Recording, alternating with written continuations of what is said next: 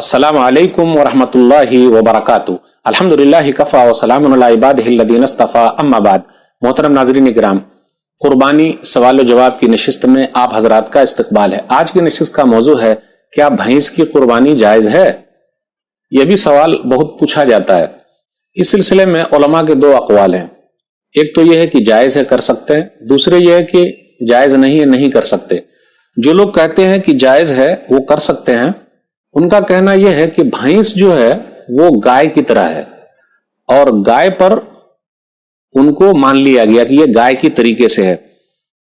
जिस तरीके से दुम्बे के बारे में कुरान और हदीस में नहीं आया है दुम्बे का लफ्ज, लेकिन हमने दुम्बे को भेड़ और मेढ़े की तरह मान लिया है, इसलिए उसकी कुर्बानी करते हैं।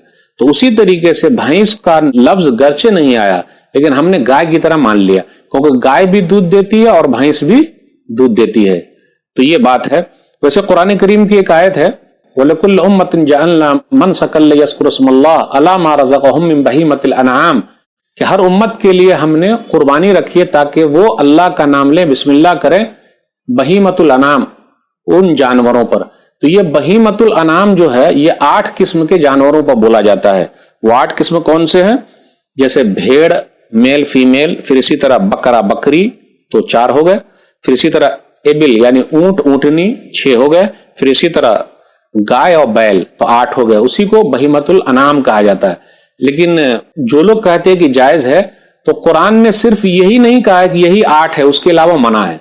तो जो लोग कहते हैं कि जायज है, तो उनका कहना यह है कि बहीमतुल अनाम को आम मान ले, यानी ये इतना जिक्र है लेकिन और भी इसमें शामिल हो सकते हैं, इसलिए भैंस को शामिल कर लिया, गाय की तरह मान लिया और वो जायज है।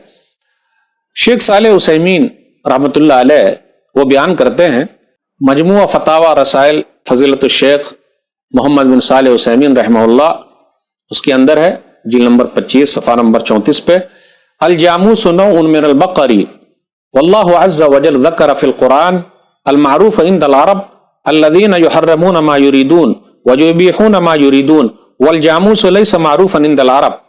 भैंस भी गाय की नस्ल से है। अल्लाह ने कुरान में सिर्फ उन जानवरों का जिक्र किया है जो अरबों के यहाँ मशहूर थे, यानी अरब के यहाँ मशहूर थे, इसलिए उसका जिक्र किया है दौर जाहिलियत में। फिर इसी तरह का अरब अपने पसंदीदा जानवरों को हलाल और अपने नापसंदीदा जानवरों को हराम करार देते थे।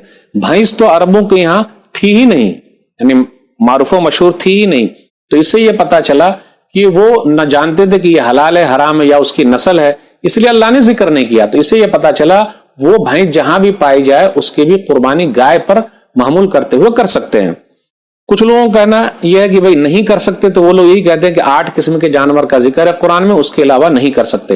लेकिन बीच वाला रास्ता इख्तियार करना, और मेरी जो अपनी पर्सनल राय है कि भैंस की कुर्बानी जायज है, उसको गाय पर महमूल कर सकते हैं, क्योंकि मनाज़िर इस्लाम मौलाना सनाउल्लाह अमृतसरी रहमतुल्लाह अलैह अपनी किताब में फतावा सनाइया जिल्द नंबर 1 सफ़ा नंबर 707 में कहते हैं, हाँ अगर इस भैंस को गाय के जिन्स में से मान लिया जाए तो उमूमी तौर पर बहीमतुल अनाम पर नजर डालेंगे तो जवाज की सूरत निकलती है। यानी बहीमतुल अनाम जो 8 किस्म के जानवर हैं वो सिर्फ जिक्र के तौर पर आया है, दूसरे और जानवर उसमें शामिल कर ले तो हरज की बात नहीं।